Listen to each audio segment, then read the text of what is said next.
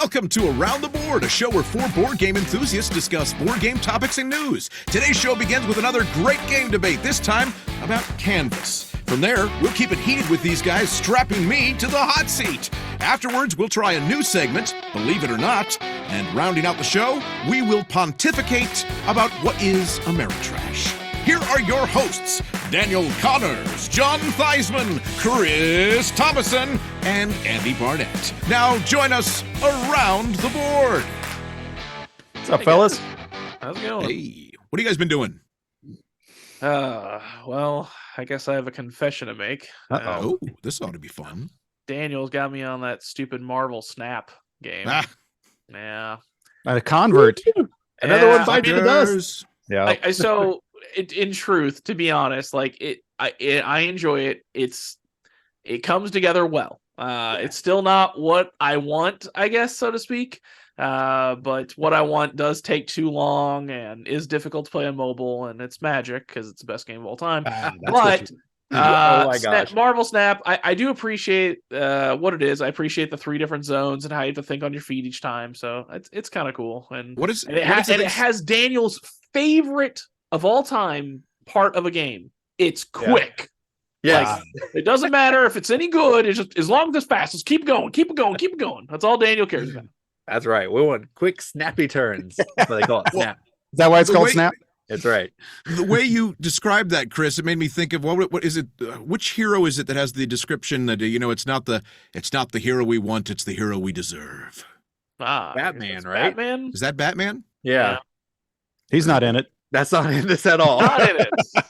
That's DC. But You man, know what superheroes are, Andy. I can't. I have to say something here. I don't want to bring us down, but I have to say something. Uh-oh. What's that?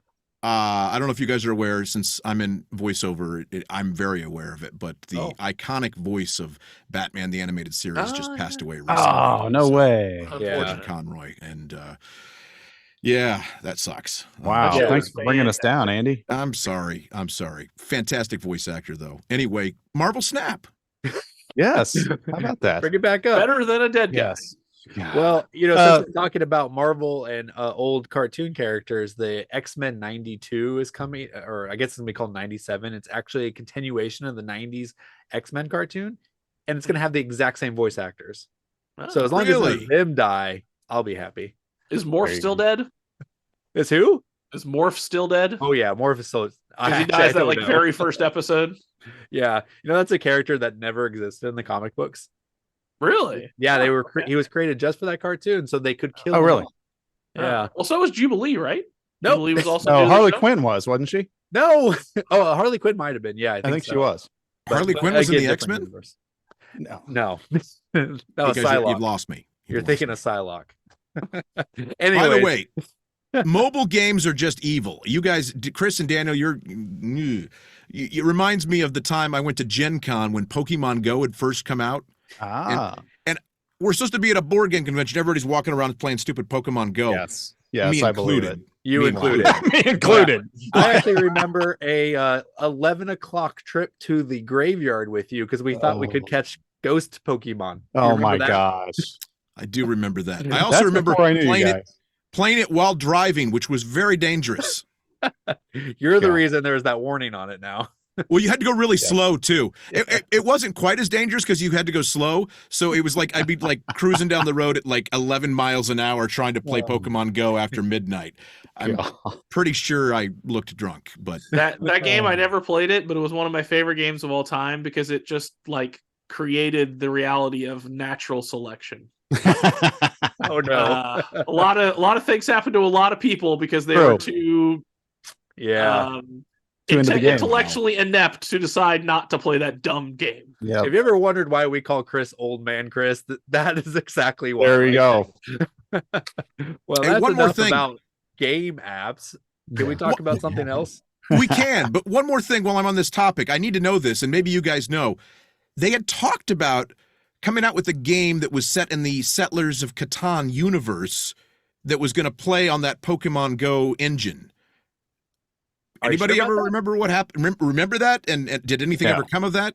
Are you reading from your Believe It or Not script? I think I'm so. not. I'm not. We're the test audience for that. No, this yes. was legitimate. It was going to be like a deal where like you could go around to the gym where the gyms were and collect, or you could collect resources. And then That's what I the figured gyms, it would be. Collect wood here and ore there or something. Yeah, you'd go to where the gyms were, and you'd build like gyms? your house or your Yeah. So you would like go to gyms and get wood. I don't think that would have worked very well. No, I think you'd get the wood and then take the wood to the gym. Oh, okay. Well, that's Hey, better by the way, it's time to play the game. Thank goodness. Yes. Time to play the game. Time to play the game. That's why we're all here, right? Around the Board is all about debating different topics within tabletop gaming in 4 unique segments, each hosted by one of us. A behind-the-scenes judge will award points, and at the end of the show, whomever has the most points, whoever, Sure. that person will sit on their throne of lies or arrogance or whatever and get to pontificate about whatever they want. So now let's play said game. Are you ready? We're ready. Let's do this. I think so. Round 1. Fight!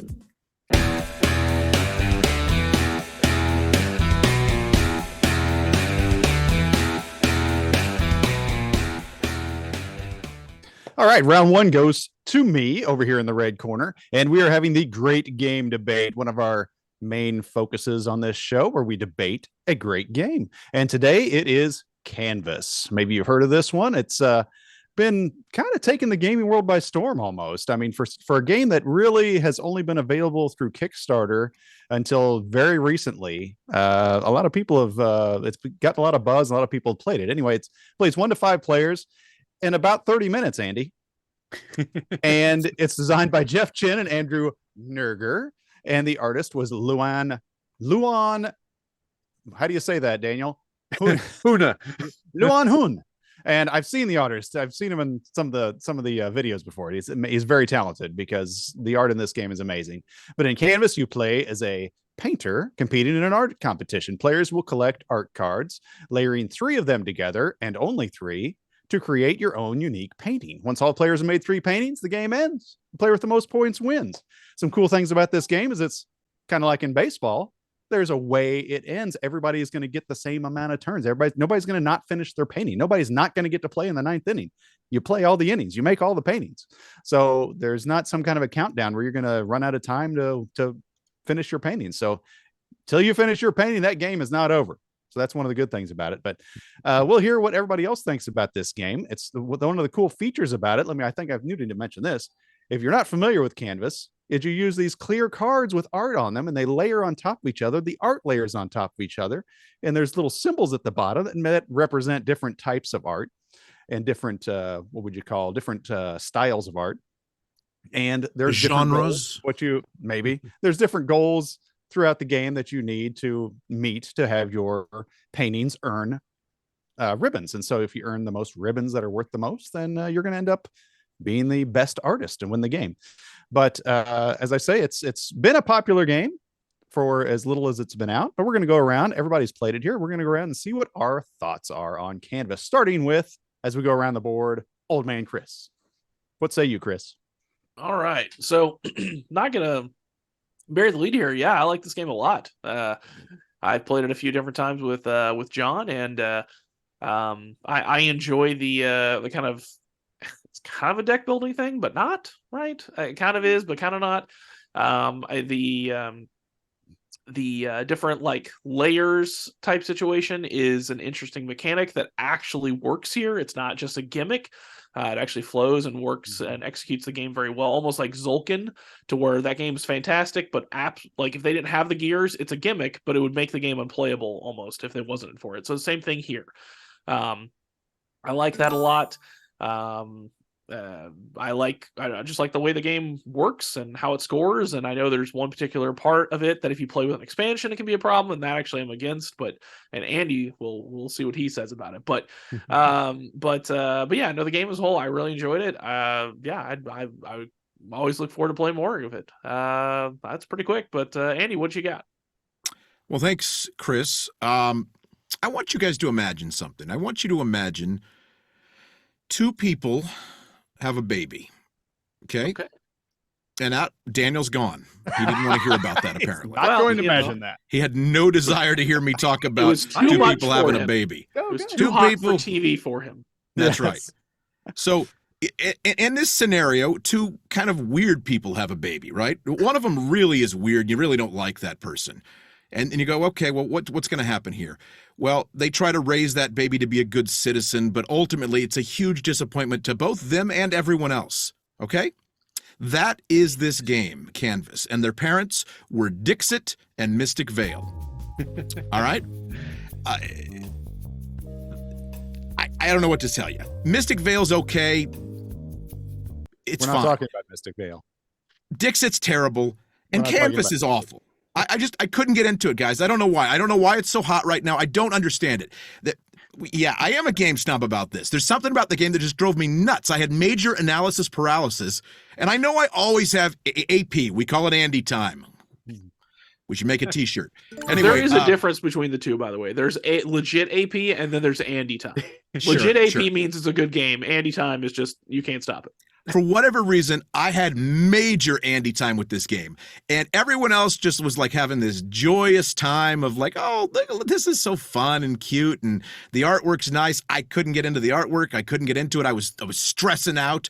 It was light for them. It was heavy for me. I didn't like it. My head hurt.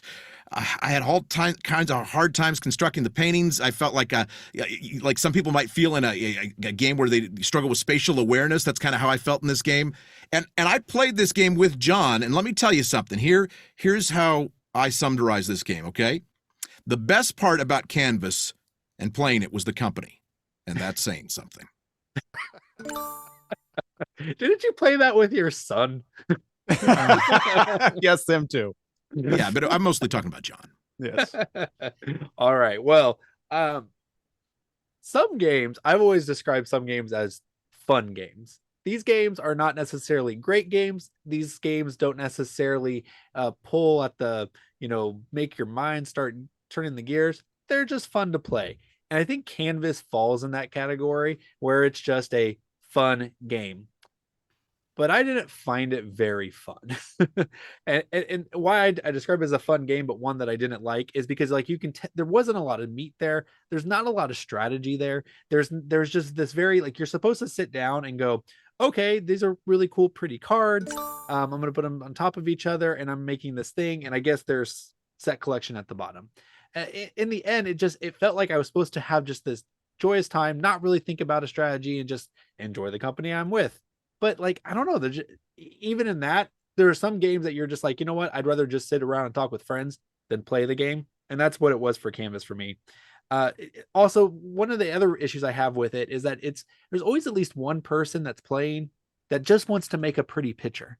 And that bothers me in any game when someone refuses to actually play the game and then just goes like, ooh, I'm going to do this. Ooh, I'm going to do that. Cause then you're just like, well, why are you playing? You just like gave Andy extra resources because they put a little palette to get to the third card, and Andy needs the next card, and you just gave him extra resources just so you can get a card that is pretty like that. Don't be that person, and this game lends itself to that, and I'm not a fan of that. And then there also isn't a real big choice in which cards you get. Like I watched a playthrough I played it myself, but I did watch a playthrough of it, and it kind of reminded me about how every single person just took the first card, just took the first card. Because eventually there's going to be some that might be better than the other, but the game is almost always providing you with the exact same choices that are just as good as any other choice. So in the end, it's a fine game. I would not refuse to play it again. It's definitely not one I'm going to seek out and play. And it's just an okay a game. Like I've said it before, in a world of 1,000 board games a year, this one comes in at 900, and I'm just like, yeah, I don't need that. So, all right, the defender of Canvas, wow. John. Well, as I will consider myself the Canvas expert because I'm sure I've played it more than any of you, and I've played it with the expansion. That's the way Andy and I played it, was with the expansion, which I love. I love the expansion. It gives you more options. And for a 30-minute game, to be upset that somebody is having fun playing it is ridiculous, because this isn't Pipeline or something where you're investing 2.5 hours and somebody's over there just do. I'm setting people up. I don't care what happens. This isn't that game. This is a game where even if whether they're having fun or whether they're actually trying, I never notice. It doesn't affect my game at all. I'm just like seeing what cards are left, seeing what everyone takes, and then making a plan as far as how badly do I want that card? Is that card worth giving up all my inspiration tokens to get to, or should I hold those because I can still build a decent painting? There's a lot of choices to be made with it if you're actually going through the process of trying to score the most points. And it also, I love the different goals that there is for the game, and the way they made these is so awesome. So there's 4 corporate goals of every game that everybody has to try to meet to get ribbons, and I don't know what that means. What does that mean? You don't have to go through a rule book. You pick up the card and look on the back, and there's pictures and examples. Oh, I know exactly what that means now. Boom. In 2 seconds, you know all the rules of the game. It's amazing. And all the flexibility there is in it. You can make it hard. You can make it easy. I made it kind of mid-weight when Andy and I played, where some of them kind of worked well with each other. Sometimes they don't work at all with each other. And so it's kind of like, well, I'm going for this goal because it's going to be worth the most points. But then I can't get it with my second painting. Now what am I going to do? So, and then it all happens in 30 minutes. So it's like, I don't know. I don't see how, I guess until I played it with Andy, I didn't see how anyone could not enjoy this game. But I guess with every game, there's going to be some segment of the population where their brain just doesn't work that way, or they just refuse to enjoy a game. And that's the way it was when I played with Andy. He's the only person I've ever played this game with that I didn't think enjoyed it. But apparently Daniel didn't enjoy it either, because he's saying the same kind of things. But I just don't see how anyone cannot like this game. I personally love it. I've got the Reflections expansion, which gives you the option of flipping the cards over, and there's a new one coming out, Finishing Touches, which puts a frame around your painting, which sounds even better. So that one's going to be on the way too. I'll do an unboxing when it shows up. But that's what I got on Canvas. Anybody else got anything else they want to add? Yeah, I wanted to mention to Chris. He said that the gimmick works on this. Like, I don't think it does. Like, it works in the fact that, like, yes, you're building a pretty picture and that gimmick works. But as far as like necessity for gameplay, like it's just a set collection game. Like, that is all it is. And it could have been like, you could have just had 3 cards laid out, and if it was just that, this game would not have been exciting for anybody. This game would be boring and dull. But just because of that gimmick, people are like, ooh, but it's like that shallow. It's like it takes that long before you get like Chris. But that's what makes it not a set collection game, because you layer them and you have to make the choices of how you layer them, how you flip them, and all that. Correct. So you may as well have a cool picture that goes with it besides just the symbols at the bottom. Chris, have you played Mystic Vale, Chris? I actually have not played Mystic Vale. Okay, that's a better game. Go play that. I agree with Andy. 100%. But it does matter because, again, like he said, like John was saying, well, you layer it. If I'm going to put this one on top of this other one, I'm going to lose this bonus opposed to this other selection bonus that I'm working on. Also, taking the first one, like, trust me, I am the first person to hate a game in those situations to where taking the first one's the same as taking the 7th one. 100%. Every time I played it, every time I was on my turn, I was making decisions of how far up do I want to go. I was never just taking the first one. That was never a thing. So I don't know. I definitely did not have that interaction when I was playing it, where I was actually using my tokens sparingly and moving up when I had to and moving and not. So, and there were moments where I felt like I needed to get something beyond that, but I felt like I had the resources when I needed to. And because you can kind of in your mind build all 3 pictures simultaneously. Kind of. I understand you can only hold 5 cards in your hand, but you can kind of work with that. So for the first part of the game, like, you really are just taking the first couple until you get to like that 5th card, and all of a sudden you're like, okay, now I care. But until then, it's like you just got 5 random cards. I guess. How many times have you won this game, Daniel? I don't remember. Because I've won it every time I've played this game. Well, couple things I want to throw in there is you talk too much. You already talk too much. Also, I really want to say before Andy goes, Daniel, play with the right people. Don't just play with everybody. If people are going to be stupid and not play the game, don't play with them. All right, Andy, well, see, here's the deal.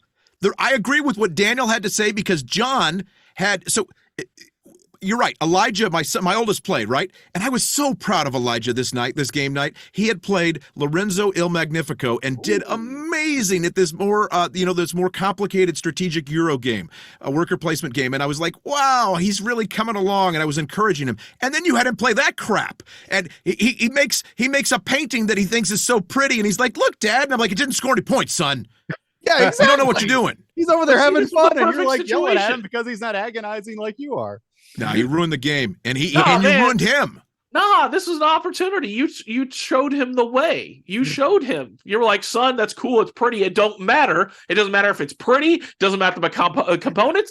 If it's a game, if it's good, that's what matters. I'm proud of you, Andy. You had a great dad moment right there. One thing I want to make an observation about the game that I've noticed over the time I've played it is there's, in case you don't know, there's little words at the bottom that make up a name for the painting. When you're done, it'll say, like invisible soldier or something like that, because these different words blend together and it makes a first and last name. I've noticed that when you have cards that fit together and only make a one word name for the painting and everything's kind of crumbled down into one quarter and it's a terrible painting, that they never score well. I don't know if this is by design or not, but if you have a really bad painting, it's not going to score no matter what the goals are. And I don't know if that's, like I say, if that's by design, that's just another level of genius, because I've never had one with a one word title actually score anything. So yeah, the painting I had, my last painting, it was titled John Sucks. Well, Andy, it should have been called John Wins. But let us know in the comments what you think of Canvas. Is Andy off his rocker? Am I crazy, or is this a good game? But also, don't forget to hit like and subscribe while you're doing it. Next up, we've got our next segment. Round 2. Fight!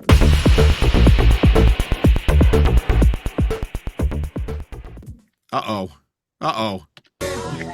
So hot it hurts! Hot, hot, hot, hot! Hot, hot, hot, hot, hot, hot! I said it's getting hot in here. So hot. It's hot. Damn hot. Real hot. Feeling hot, hot, hot. So hot right now. Feeling hot, hot, hot. That's hot. Feeling hot, hot. Chris, this is you, buddy. Sorry. It's funny. I was sitting there and it's just like, oh, well, honestly, I'm going to be honest. What I was thinking about is like, man, that drop is way too long. But Paris Hilton at the end makes it. It makes it. So it's all good. All right. So this time we're going to have Andy in the hot seat. And we're going to shoot rapid fire 10 questions at him to learn more about him and his specialness that he is. So I guess quirks. There you go. So Some more respectful word. All right. How did you meet your wife? I met her online. No way. Okay. Which is perfectly acceptable nowadays. yeah. Sure. Unfortunately, back then, it was really weird because I stalked her on AOL Instant Messenger. Correct. That's awesome. All right, Andy, what is your number 21 game of all time? Oh, gosh. My number 21 game. I'm glad you asked. I actually have that up here. No. Just in case you were going to ask this. No. Good job. Although I can't find it now all of a That sudden. figures. No, I was Whatever, you're prepared. stalling for time. You're making it up. No, I was prepared. I swear. Where is it? Where is it? Oh my gosh. Oh, there it is. 21? 21. Yeah. According to this, it is the Manhattan Project. All right. I've not played that. Andy, you say you're a big fan of the heavier games, but what is the heaviest game, not that you've played, what is the heaviest game you've enjoyed? So I played a game at Origins that was demonstrated to me by someone, and I asked them how heavy the game was, and she said, not that heavy. I had to get that in. Thanks for that story. The heaviest game that I've played that I enjoyed? Was that the question? Yes. Well, I enjoy most heavy games. Most, but probably not all. You know, going off of the Manhattan Project, there's one called Manhattan Project 2 Minutes to Midnight, which is a little complex, but I really like it. I keep going back and wanting to play it. I unfortunately can't get many people to play it with me. Yeah. Difficult for difficult sake is my summary of that one. Oh, it's a good game. It really is. I want to like that one, but I never really do. All right, Andy, who is your favorite board game designer? Boy, that's a tough one. There's so many good ones, and they're all German, by the way. I'm going to go with Stefan Feld. What a shock. I was saying it at the same time you were. Yep. What game do you think you have played the most? And it has to be a board game. Well, it's obviously Crokinole. Oh no, I said a board game. What have I played the most? It's fine. It's fine. That's the answer. No. I'll tell you. Outside of Crokinole, it is definitely Carcassonne. Okay. Okay, that's better. Or the Catan. Interesting. Okay. Oh, I've played so much Carcassonne though, online especially. That counts, right? No. It's not a board. Andy, approximately how many games are currently on your shelf of shame? Ooh, if I had to guesstimate, I would say I've got at least 20 games that are in shrink still on my shelf, which is pathetic. And who do you blame for that as a follow-up? My other personality. Yes, I agree. And Not Danny. me at all. There you go. Thank you. And Danny. All right, Andy. Carolina or California?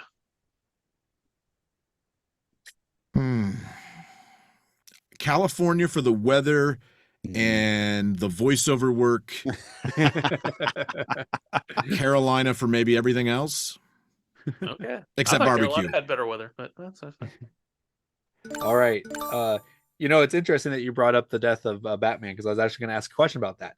If you got to do, or sorry, no, this is if you were asked right now to audition for Batman to replace him, what would your Batman voice be? Wow. Right now. Well, right now the popular one is the Will Arnett version, right, from Batman Lego, and then of course you've got the one from the Christopher Nolan movies. What's his Christian name? Bale. Let's hear it. Christian Bale. You want Christian Bale? Let's hear something. We you're want auditioning. what you want. You're auditioning. What would you do? Yeah. Give your own I think take. I do. What do you want me to say? What do you want me to say? Give me a script. I can't read off a script. I need a script. How about I'm Batman? I'm Batman. Wow. You're fired. Exactly. What are I you don't know. gonna do? I want to see the animated series with that Batman. Yes. I'm going to be I bet honest, you because do. it sounds like a weird Archer Batman crossover. It does. Man. It does. Andy, have you played that deluxe Terraforming Mars game yet? I have. You have, with all the 3D things. Oh yeah, several times. Awesome. Okay. Cool. It's fantastic. What are your World Cup plans? It's funny you say that, because I am not traditionally a soccer fan, but my son is a huge soccer player and a soccer fan, and so I am acquiescing for his sake, and so I'm starting to get into it more. I also have a lot of friends who are international students, so I haven't announced this to them yet, but I'm going to try and have some parties. I'm going to try and have some parties to watch different countries. I know one specifically. I know a bunch of students from Iranian students. And the U.S. is playing Iran.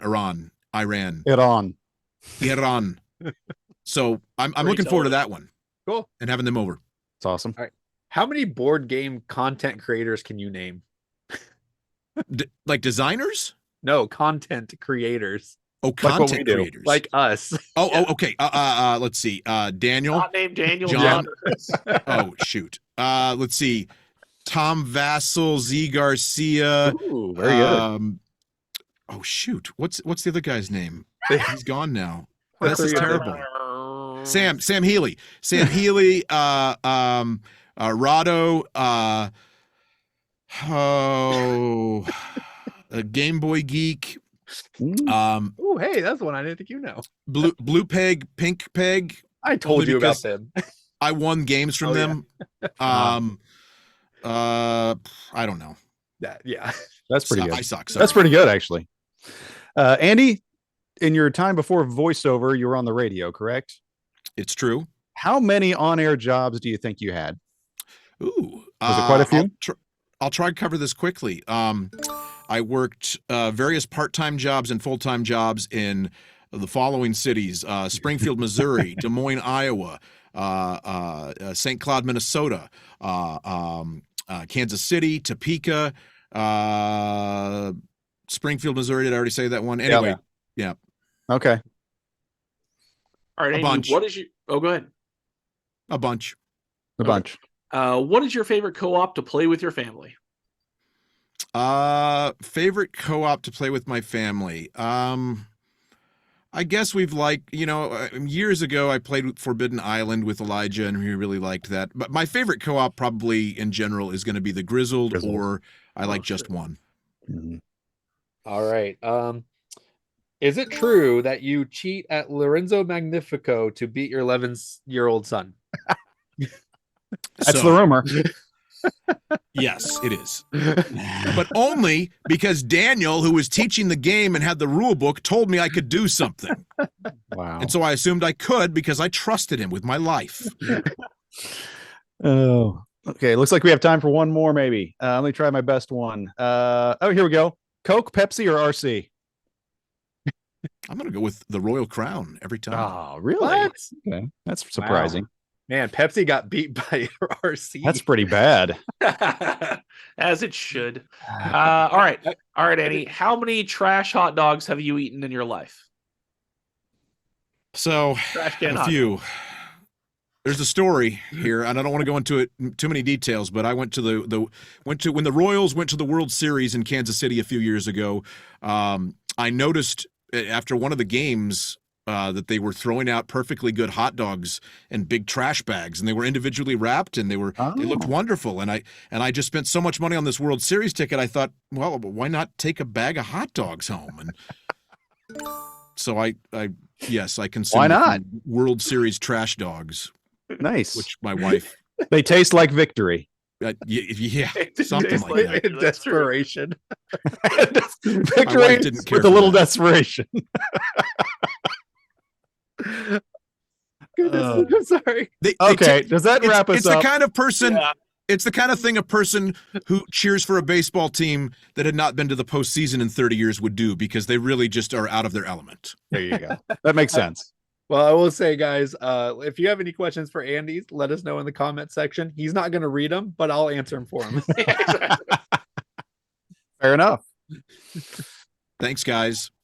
All right. Well, that's it for this half of the show. We're going to hear from a word from our sponsor, and we'll be right back. Howdy, folks. I'm going to tell you a story about how the world got turned upside down. It all started when a dadgum meteor done plumb hit the moon so hard it changed its doggone orbit. The axis of the planet got all off, and then while the oceans and lakes and rivers and everything else was all stirred up. Before you knowed it, the wildlife was a-changing. Fish in particular got bigger, smarter, and hungrier. They ain't all them city folk, but a few of us backwoods preppers are still fighting. In Axis and Wallies, you play as hillbillies fighting giant mutant fish on the front lines, while praying to God that the axis of the earth will self-correct. Because if it doesn't, we may all be swimming with the fishes. Axis and Wallies, coming soon to Start Kicker. I don't think this one's ever going to fund. No chance. Yeah, but it did give me a chance to get another game of Marvel Snap in, at least. I already backed it, guys. Did you really? Yeah, What a guy. just during the break. I mean, you back a game you know is going to fail because you look like a hero, and you know you're not going to have to, Right. dish out money for it. It's There a you go. win-win. That's You know true. what? I just did it myself. I went with the all-in mortgage my house play. Oh, so Simon's running this one. Okay.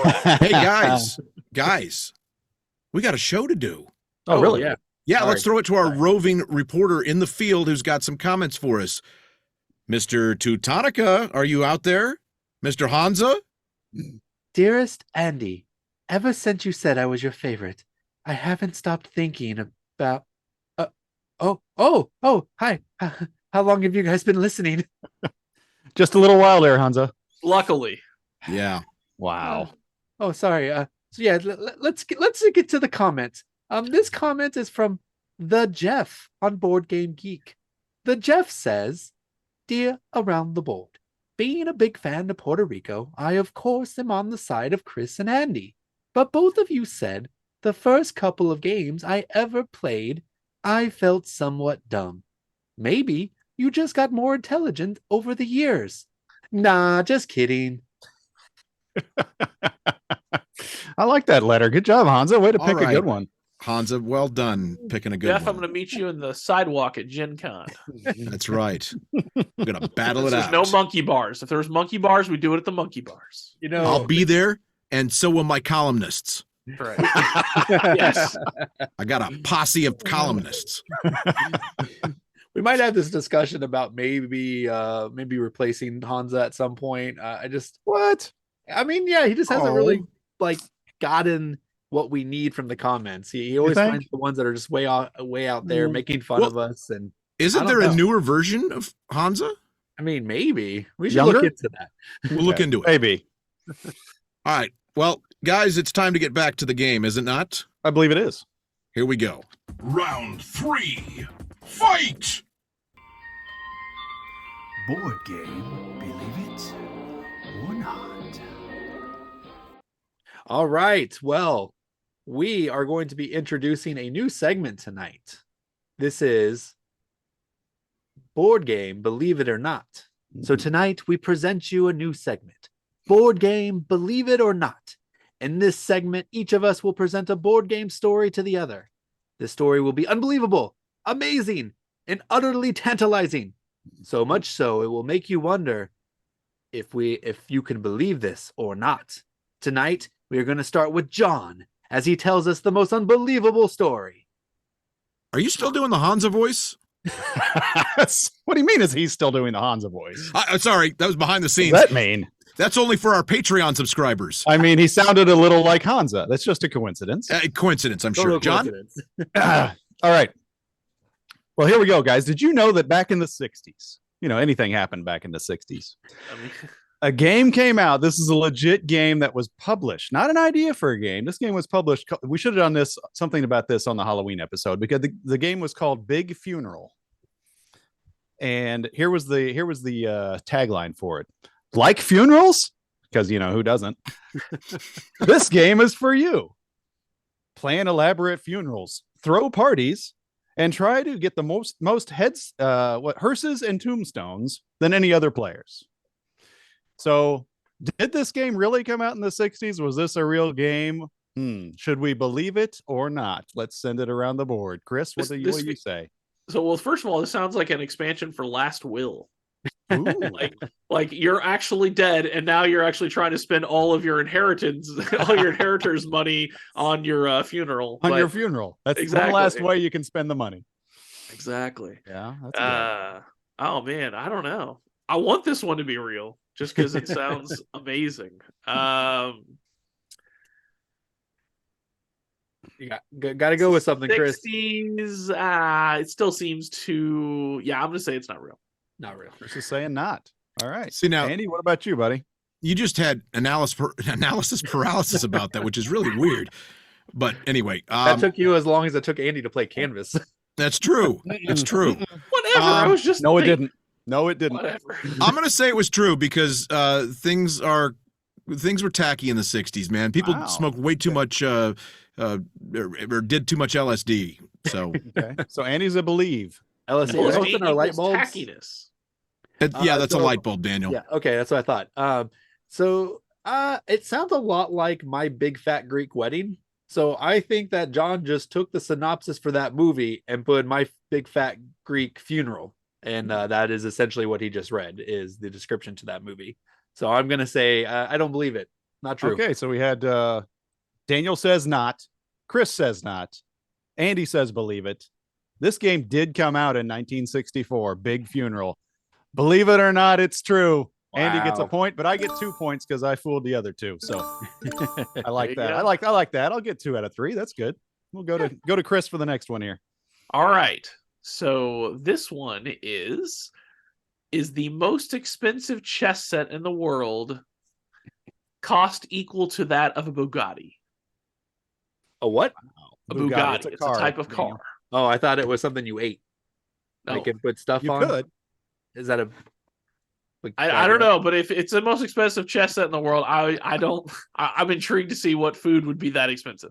Yeah, I'm gonna say it's more expensive. Sure, I will go with that. Yes. Wow.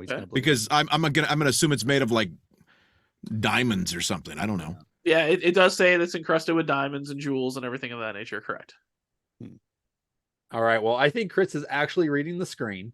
So I think he is, and it's gold plated, not plated, but it's actually gold pieces. All the royalty pieces have little like diamonds on it, and the pawns have like feces smeared on it. You got to pay extra for that. What? So I'm gonna go with true. Feces? Wow. Are we using the right word, or did you just mispronounce? Yeah. Yeah, it's a Mighty Python reference. How do you know he's royalty? Because he's not covered in poop. True. But yeah, no, the description just says made of pure gold and encrusted with diamonds and other precious gems. This chess set looks almost too magnificent to be played. Wow. I'm in a conundrum here because you guys both believe it. And if I say believe it, Chris is going to get 3 points. And that just sounds stupid, but it sounds believable to me. So, but you have points to lose. Not that many. I'm going to go with believe it though, Chris. We're going to set you up for the Grand Slam. All right. It does not. Oh, you're kidding me. No way. And here's the crazy part. I got you kind of semi on a technicality because the statement was that it cost equal to that of a Bugatti. And even Andy thought it cost more than that. The statement here notates that the 9.8 million to be precise is the let's hear. Sorry, I screwed up. Oh yeah, okay. Second, the most expensive board game in the world cost half of a Bugatti, which apparently is $9.8 million. Yeah, Bugattis are very expensive. 9.8 million? Correct. Wait, so there's a car that costs that much money? Well, the way I'm reading is as if it's half of Bugatti, which makes it 9.8 million times 2. Why would you have a car? You can't drive a car that costs that much. Daniel, doesn't even carry your groceries. Daniel, you can make monthly payments. It's okay. Yes. Okay. You know what? I actually love the idea of that. Like, someone needs to get one of those like online calculators to calculate the payments on, a 4-year car loan on $9.8 million. Exactly. 60 easy payments of only 2.8 for very qualified buyers as well. Yes. All right. Well, gentlemen, for Daniel? my board game, Danny. believe it or My bad. not, I'm going to share with you some interesting facts about one of the great granddaddies of all board games, and that would be Settlers of Catan or Catan. I don't believe it. Whatever you want to call it. My first experience at Gen Con involved me meeting the grandson of this board game royalty, and I'm speaking of none other than Klaus Tuber, the inventor of Catan. I talked to his grandson, who, by the way, he was like 10 years old at the time. He was really freaked out by all the selfies I wanted to take and stuff. Anyway, so there's some facts about this game, and I want you to. These are all this. It's an amazing thing. It was the first German board game sold outside the United States. It holds the record for board game played at the highest altitude. It was played at 5,870 meters by 4 Canadians on Mount Kilimanjaro in Nepal on February 11, 2019, and then it was also featured in a documentary in 2012 called "Going Cardboard," talking about the popularity of it in America. Amazing stuff. Okay. Don't you think? And yeah, I definitely believe everything that you said. I'm pretty sure I know all of those to be true. So, but I hope it is now, because if it's not, then I'm going to be, this seems pretty foolish, including meeting his grandson at 10. I know you've told me the story before, but I didn't remember him being 10. I'm up with the caveat. Maybe that's the one thing that if this is a weird one thing off thing, then that's it. But it's not that. Sorry, that's not part of the. My story about meeting him is not part of the believe it or not. Okay, I just had to throw that in. What was the believe it or not? That it was the first German board game sold outside the United States. It holds the record for board game played at the highest altitude, and it was featured in a 2012 documentary called "Going Cardboard." So am I picking one of those being wrong, or am I saying all of those are right? Those are all 3 things that either are right or wrong. Gotcha. I say right. Okay. Correct. I'm going to go ahead and say believe it as well, because I think I have heard at least one of them being true. So I will go ahead and say believe it. Chris, what about you? I'm not going to believe it because there's 3 qualifiers, and that just seems bad. And also, there had to be some other game that was shipped to America before that. Like, there had to be some sort of like war game or something. So. Okay. So, according to my sources, it was the first German board game sold outside the United States. Cool. Is your sources your brain? It does get credit with starting the board game revolution. It also is featured in a 2012 documentary called "Going Cardboard," which I want to see. Apparently, it's on Amazon Prime. Yes. Hashtag not a sponsor. Yet. Yeah, they were confused by that. We're going to get that Bezos money. It also holds the record for board game played at the highest altitude. So nice. But the problem is I said Mount Kilimanjaro in Nepal. Oh my gosh. Mount Kilimanjaro is actually in Tanzania. Is this really what you're going with? Yeah, suckers. That's it. That's Wow. it. This is ridiculous. That's terrible. Well, that's what you get for picking a ridiculous game. I know, Wow. Andy. It's ridiculous Hey. players, not a ridiculous game. All right. All right. Are we doing Well, one more time around here? yes. I haven't done one yet, John. Oh, okay. Come on, man. My bad. Come on, man. All right. So I misunderstood the intent of this at first. So I did 2 truths and a lie. But what I'm gonna have you guys do, instead of doing 2 truths and a lie, I'm gonna have you pick number 1 through 3. So John, pick a number. 2. Okay. So this could be true, it could be a lie. I have them both on here. All right. You ready? The International Chess Governing Body longtime president, Kirshan Ilyam Zahaznaz, that's a real name. All of them I looked up real names, okay? Has made the claim to have been abducted by aliens. So the International Chess Governing Body president was abducted by aliens. Was or claims to have been? Claims to have been. Okay. Claims to have been. Those are very different. Wow. Just because so many people claim that, I'm going to go ahead and believe it. I'm going to say this guy, you hear this all the time, people that are smart in one way and then they say or do something so stupid in another. I'm going to go ahead and believe it. Okay. I'm going to believe it because I believe they were trying to steal that most expensive chess board. Could be.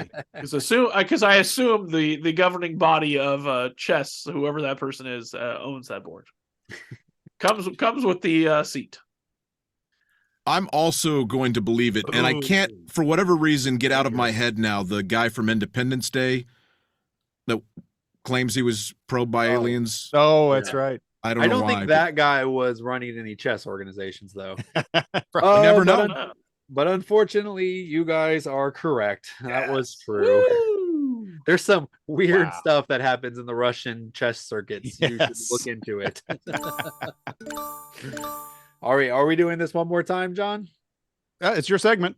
Oh yeah, well let's do this. Let's Okay, go, John. cool. Okay, here's another one. In 1983, a game came out, interestingly enough, called Baseball 83. And the cool thing about this game is it featured real players, but they didn't have the endorsement of the MLB, so it didn't have real teams. So it had, you'd see this sometimes, players, and the colors, but they didn't have, they played for Cleveland. They didn't play for the, Cleveland, Indians. QB Bills.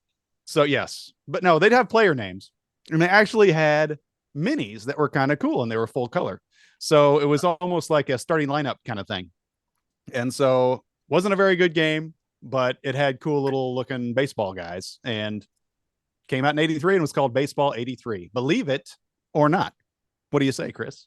I'm going to believe it because that sounds like the hallmark of every game before Catan was they were like, oh, these people are stupid. You know what? Actually, I think this is actually a deep-seated reason of why I hate games being pretty and people caring about it, because before Catan, only people cared about, oh, I get to play a game in space.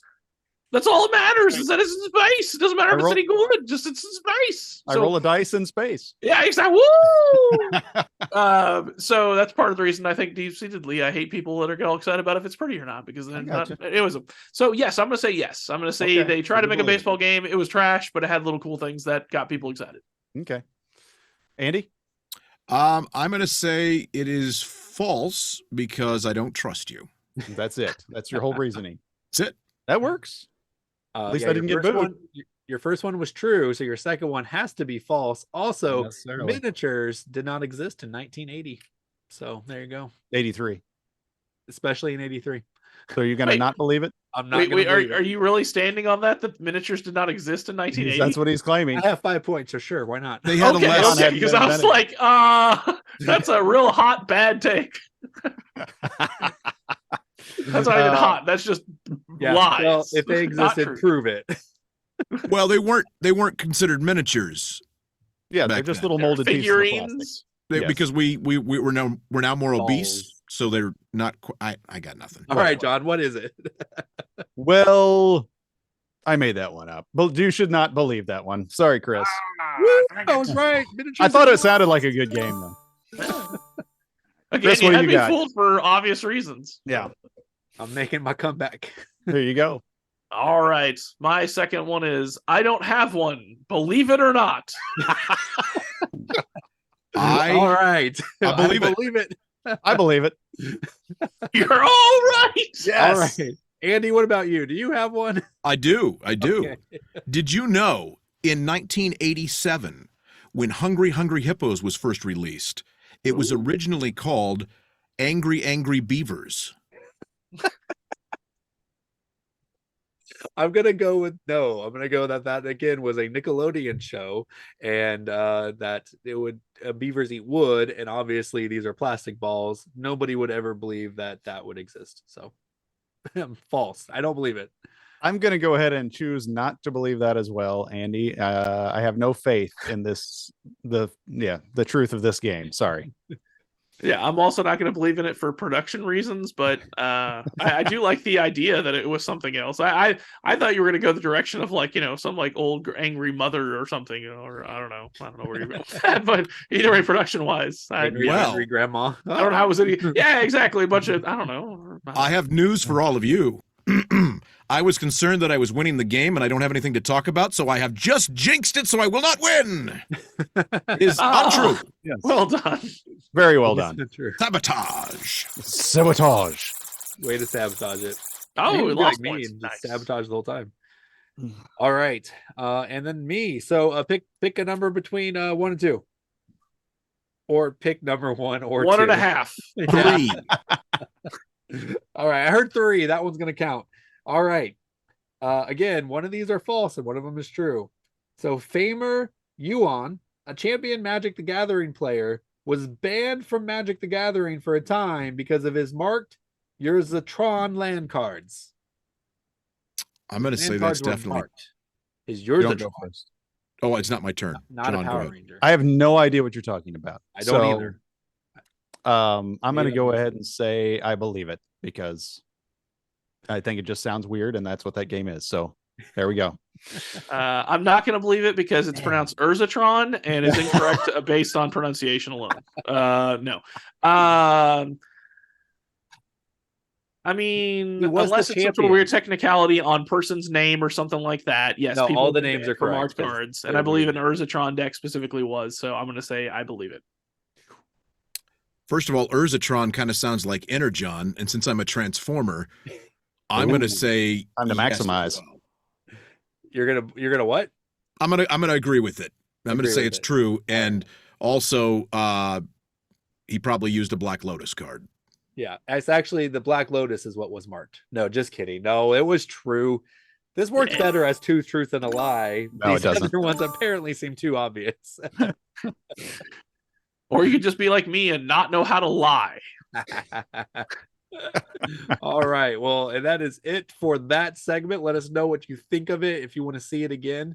And yeah, let us also you can send us like a message, especially if you know us locally, and give us something to use in a future one in case we do this again. Let us know your 2 truths and a lie. Or sorry, Nope. believe it or not. Thank you. Or And just other games as well. If you guys have thought of a game that you think would be fun for us to talk about, let us know. I would say it's not especially if you know us locally. I would say it's even better if you don't know us. Fair enough. I meant send us personal message, but you can still. Oh wait, we have In emails. the comments? Well, What? yeah, but then Email? We have email. we have emails. Email. The email. Mail at aroundtheboard.com. Anyways, there you go. Awesome. .net, actually. .net. .net. Fight! All right, it's time for our final segment, and I get the pleasure of hosting this lovely thing. Okay. It really goes back to a comment I made that we said we need to turn into a segment, and that is the topic of Ameritrash. Then why aren't you excited about hosting it? What's that? Then why aren't you excited about hosting it? You sound like somebody's forcing you. Nobody's forcing me to do anything. I'm not looking forward to the no. lashing I'm about to get, specifically from Chris. That's I already know that he's going to school me here, but that's fine. I gotcha. So Ameritrash, Ameritrash. I always, we're going to find out more about that origin. I'm sure Daniel's going to school us there, but I'm going to tell you first of all, normally in this segment, I go last. But because I'm so screwed up in my understanding of it, I'm going to go first so that you can then correct me. If that's okay, I'm just going to break the rules here. So what is Ameritrash and Amerithrash? What's the history behind it? I've obviously botched it up 100 times. What I thought is I always thought it was something that was relying maybe too heavily on a theme, was pretty low on strategy, and featured a lot of skirmish-ish stuff. Hence the name Thrash. Like, you know, I was thinking like Risk, where you just keep rolling dice over and over again and flailing at each other. Or for that matter, a board game version of something like World of Warcraft, where you, redundantly hack and slash your way through things to earn XP or whatever. That's what I always thought of as an Ameritrash type game, a dungeon crawler. Apparently, I'm completely wrong, though. So, please, by all means, school me, starting with you, Daniel. Should this segment be called like School Andy? There you go. All right. All right. Well, Ameritrash is a game that came something that came out to divide between Euro games and Ameritrash games, because Euro games, when they came out in the 1980 or 95, I think, or 93 with Settlers of Catan, people were like, wow, there's actually real strategy involved, but they still rolled dice, right? There's still a dice involved. So what makes those two different? It's not just about rolling dice. It's about I have it written down here. Includes it's rolling dice while calculating your odds. That's what I was going to say. So like example, in Risk or Axis and Allies, when you go into an area, you have to decide, what are my odds of winning this based on the troops that I have, the numbers I have to roll, and based on their defense and such like that. So it's not just rolling dice, because again, Settlers of Catan rolls dice. Monopoly rolls dice, and that's not Ameritrash either, because there's no strategy in Ameritrash. So unlike there's no strategy in Monopoly. So unlike what Andy said when he said that there's little strategy, no, Ameritrash games have a lot of strategy in it. Like you got Warhammer, like that's a big Ameritrash game. You have Axis and Allies, Ameritrash game. These games, and it was used as a derogatory term at first, because they were like, these games aren't skillful, kind of like what Andy said, because you're just all luck based. But that's not what it is. And that community has actually embraced that term, and they're like, yes, we are going to call it Ameritrash, and we are going to be happy with it, because this is exciting. And I just want to say that not all Ameritrash games are or not all trash games are Ameritrash. Like example, if you think Munchkin is Ameritrash, it's not. Just because it's a trash game doesn't make it Ameritrash. I'm sorry, I wrote notes and then I didn't look at my notes, and then I got derailed and I can't get back. So I'm done. All right, John, let me hear your I have so much I want to respond to, but I'll hold my tongue. Yeah, hold your tongue, son. Wow. First, I want to say I'm glad we're bringing some clarity to this question. I love that we're doing a series on what is all these different gaming monikers that we throw around. But I think this was already discussed a lot by, I don't know if you guys are familiar with this really famous board game comedian that was out in the early 2000s. And he had a whole bit on this. And his name was Jeff Cardboard Boxworthy. And he had a whole bit on this. I'm just going to do his bit real quick, and because he kind of clears this up. It goes like this. If the only cube-shaped components in your game are dice, it might be Ameritrash. If your game has a Marvel version, it might be Ameritrash. It absolutely is. If your game has more pages of meeple stickers than it does pages in the rule book, it might be Ameritrash. And if you spend more time agonizing over how to get all the pieces of your game back into the box than you do any actual decision during the gameplay, it might be Ameritrash. And finally, if the name of your game ends in opoly, it might be Ameritrash.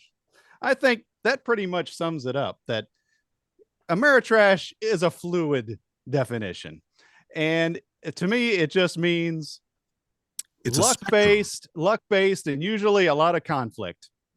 And then it comes into games like one of my favorite games, The Godfather Corleone's Empire. It's got a lot of Euro elements, but is it Ameritrash because there's area control and there's very little luck, but there's some luck to it.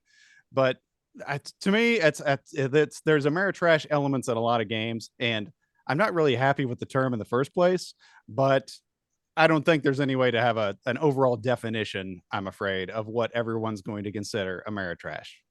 But that's what I think. I think it was best said by Jeff Cardboard Boxworthy. I think you're correct. So first of all, I'm just round of applause. Yeah. That was fantastic, John. Oh. Well done, Chris. One more for our man in the field. If your game has a celebrity on the box and his name is not Hansa, it might be Ameritrash. Indeed. Chris, this is apparently what show prep looks like, which we are not familiar with. Yeah. Go on. That's fair. I mean, not even that, not even prep, but just like the fact he had the idea and then you executed it and the jokes were spot on. It was well done, man. Fantastic. Okay, so for me, this is really simple. And it's different varying degrees of it. A Euro, at its core, cares about mechanics. Ameritrash, at its core, cares about theme. So John's trash. I'm a Euro. There it is. But no, for real, like that is what it is. Because I kind of alluded to it earlier when we were talking about, I thought that game was real because they're like, oh, we'll make some miniatures and it'll be real pretty and people will be excited. They're in space or playing baseball and that's all that matters. We'll sell the game because people think they're going to have fun. And then they get home and it's awful because they didn't care at all about making a good game. They're going to make it pretty and have stickers, like he said, and have these miniatures. And then everyone hates the Euro games because they just have some little cubes because it doesn't fucking matter. It doesn't matter how the game looks. It matters if it's good to play, if there's strategy, if your choices matter. That's what matters. And so at the end of the day, again, it's different varying degrees of it. For example, that Godfather, that is a kind of right on the middle. I've not played it yet, but I've only heard good things across the board from people. And when you hear nothing but good things across the board over a long period of time, there has to be more than just theme there. There has to actually be a good, solid game. So that is a right down the middle kind of game these days. And there's more and more of them. There's more and more of them coming along because people are spending more time on the art and all that stuff, which I don't care about. But they're actually putting the theme to the mechanics these days, and therefore it's becoming more and more obsolete if it's a Euro or Ameritrash. But at the end, in my opinion, the way it always was from the beginning, it was an Ameritrash game if it was theme first and mechanics second, and Euro if it was mechanics first and theme second.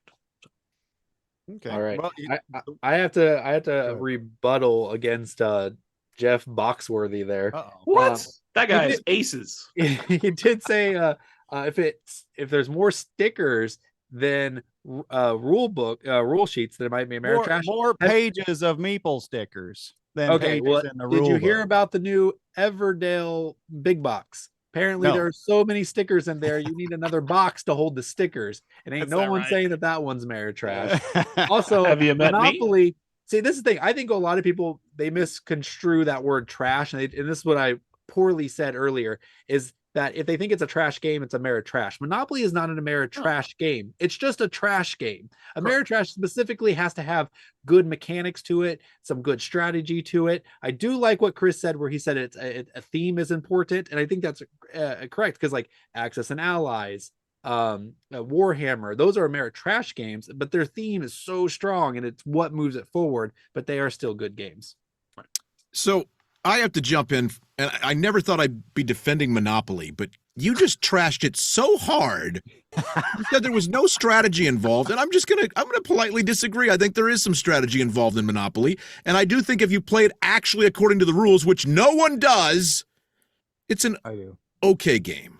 But even then, like, again, it just as What's it your is, decisions? like, there is one strategy, and everyone's doing the same strategy of not trading. That's the strategy. You never trade, and then it's up to the dice on where you land and what you can and can't buy. Because like there is no other choice. There is no actual trading. The correct way is to buy, keep, and just hope that everyone else runs out of money. No, there is strategy. You got to correct- build 4 houses and not a hotel, because That's what houses people are say. That's how limited. you break the game. The That's how you correct do it. way to play the game is much like what politicians do on the Senate floor when they don't want something to pass. It's called a Filibuster. filibuster. That's what Andy does. Get into That's what he did strong during negotiation, and you keep talking about this negotiation. And I'm very good at this, by the way. I Very know. good. Very huge. Yes. I make huge monopolies. I'm doing my Donald Trump impersonation. Huge. Keep working on that one. Monopoly Gamer is really good though. If any of you played that one. I mean, for a Monopoly game, it's the best one. Monopoly Builder is good if you throw out their rules and make up your own. That's what I was gonna say. Which I did. Get back on the Ameritrash topic, though. I will say, Chris, I'm glad you circled back around and said that Euros are finally catching up in the theme department, because that is definitely where Ameritrash games came, where their strength was in their theme, and it is important. I know you don't care, but when you get a good theme in a Euro game that aligns with the mechanics, now that is solid. And it's easier to understand, it's easier to play, and it just makes the game more enjoyable. So I'm glad that Euros are at least taking that from Ameritrash games. Which is why Terraforming Mars is so amazing, in my opinion. The Grand theme Austria actually works Hotel. quite well. Grand So, I know Austria I've said it Hotel is the before. one I'd throw out there. I know I've said it before, but I'm just going to say it again, make sure people truly understand how I feel on it. I don't hate theme. It's cool. I like it. It's great. If it can hit the mark, all the better. But it's not essential. I don't care what the theme is. The mechanics are key. If you have awesome mechanics and then on top of it throw some incredible theme, awesome. You got a 10. But theme is not essential. Yeah. Art and theme is not essential. Mechanics. He doesn't care. And you build from what there. he's can I translate? Yeah. You don't care you speak about Ragnar? you don't care about going to Jiffy Lube, which is a name brand and a themed place. You'd rather go to Joe's car shop where there are better mechanics. Ooh. Exactly. You know what, That was Andy? Less of a theme. That was the deep. jokes to Jeff Boxworthy there. Yeah. And thank you, Joe's Car Shop, for the checks in the mail. We appreciate it. Thank you for, Hashtag is a sponsor. I want to say one thing before we leave, and that's to address Ameritrash. I think I said it in that last episode when we brought it up. Thrash, I love that term. I actually like to use it myself. I think Andy does too, because he always wants to use it. But that was specifically created by the Dice Tower to get rid of that negative connotation of Ameritrash. But the people who really play Ameritrash games, they hate it because they took that Ameritrash as a badge of honor. So there you go. That's So that was created by Board Game Jesus? It was. Well, actually, I think it was. Yeah, it was Board Game Jesus. Yep. By the way, it was D. Garcia, but I think Munchkin is Ameritrash. no. No, it 100% is, because it's all about theme. It has It's the only game is theme. not a game. Mechanics suck, and it's all luck based. Correct. And it's theme 100%. Not because it's trash, but because it is all theme and stupidity. That's why it's Ameritrash. I think it has to have dice. Like that's what it boils down to. Dice have nothing to do What? with it, in my opinion. Yep. But I think regardless. Glad we're that is clearing the this up. And I'm just aggressive. glad we're It has to clearing this have up. dice, and it has to be aggressively towards. Okay, so Troy's how to pronounce that game. That game's Ameritrash. Twa. What are some other games? And Role players trash. So nothing with dice. What else? Dice can we add? Forge. Dice Forge. Yeah, That's right. Dice Forge. That's Ameritrash. Oh yeah, actually, Dice Forge I would say is Ameritrash. No, it's That one I would not. agree. It's a deck building mechanic. It's a dice building mechanic. It's got a Euro mechanic. All you're doing is rolling dice. That's all you're doing. No, you. have Oh to my build 'em. gosh! No, you're an idiot. You're forging dice. Well, the points would agree with you. Okay. But in any event, Would agree with you. I don't think my original definition of Ameritrash was actually as off as I thought it was. probably not. I don't know. But hey, we'll debate that You later. thought it was just you thought it was just like combat and like risk when around Well, you can be like I thought it was more luck based, less strategic.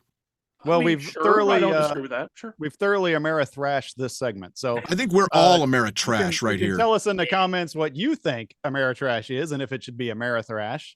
And if you agree or disagree with whomever. And also, once again, if you like what you're seeing, don't forget to like the video, smash the subscribe button to continue seeing somewhat great content like this. Self-proclaimed somewhat great content. Oh, we almost got through a show without this, but John, Oh, May not have deserved it, but There we it need is. to have it every time. gotta have it. Gotta have it. Gotta give Does the that bring people us to what the they end? want. It does bring us to the end. Someone I had close. to this try out. to end Get it us there outta while I was here. still winning. all right. Let's find out who won this this crap show.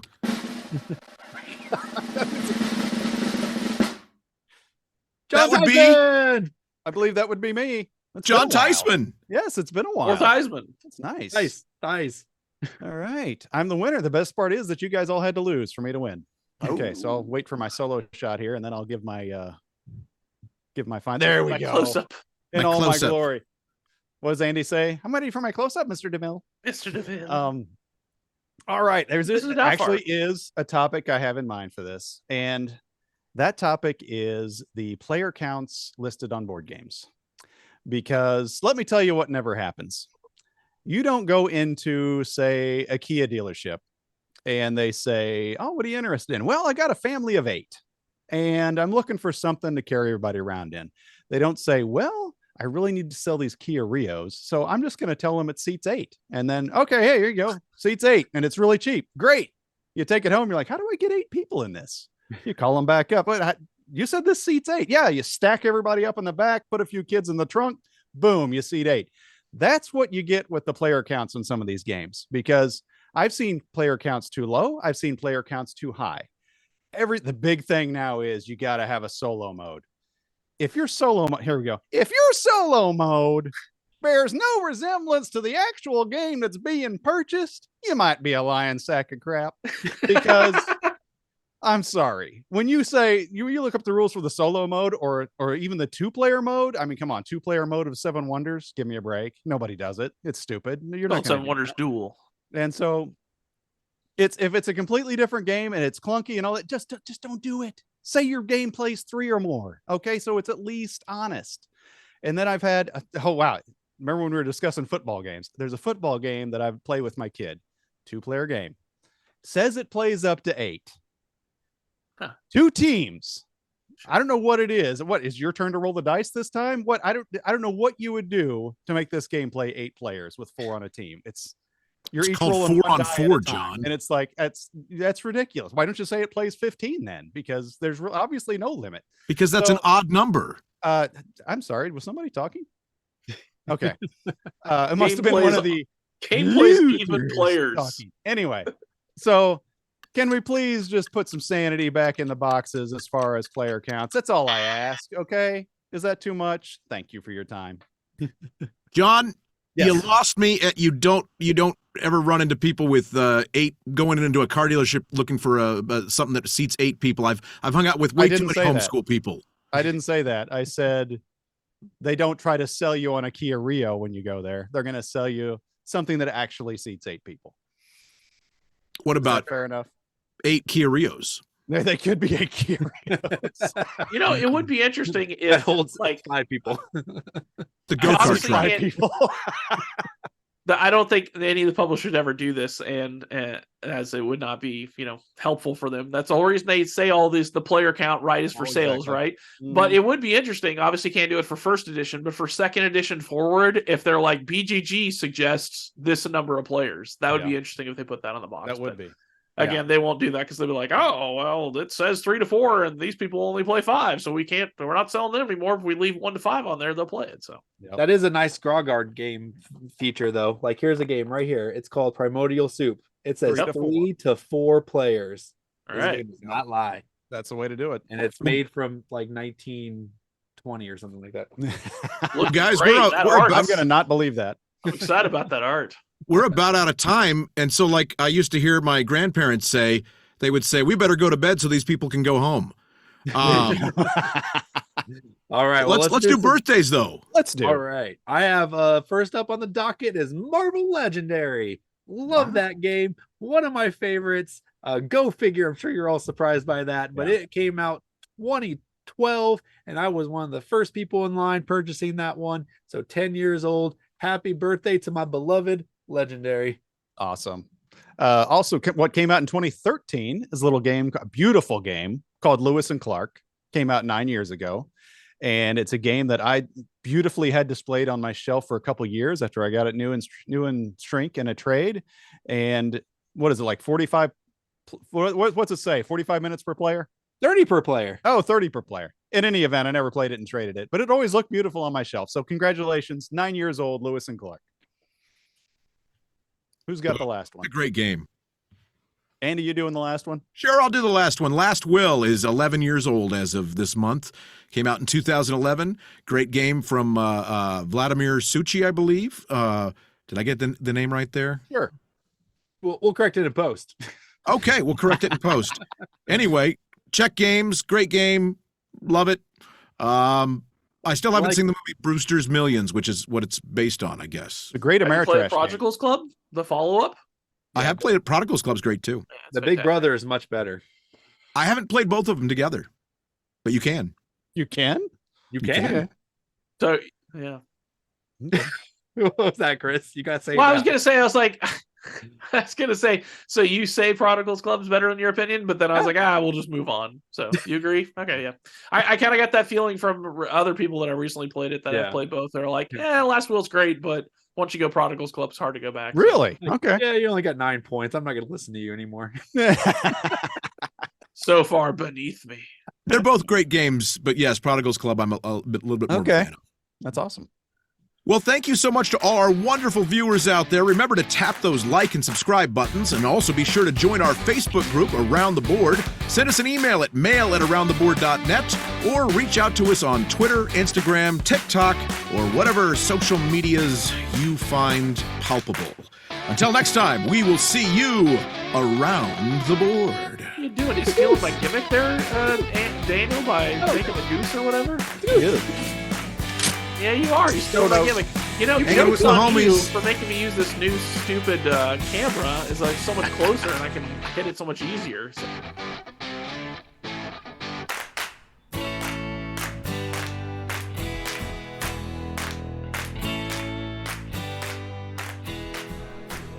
All right, we're here with Jamie. She's going to do one of our past play shelf trades. What did you pick today, Jamie? Blood Rage Ethnos Root. Okay. Pick this one because it's easy. All right. Very, very easy. The creator of Root needs to just go away forever and ever, because Root can just... Did you say Endeavor? No. Okay. I did. Endeavor is a great game. Endeavor's a great game.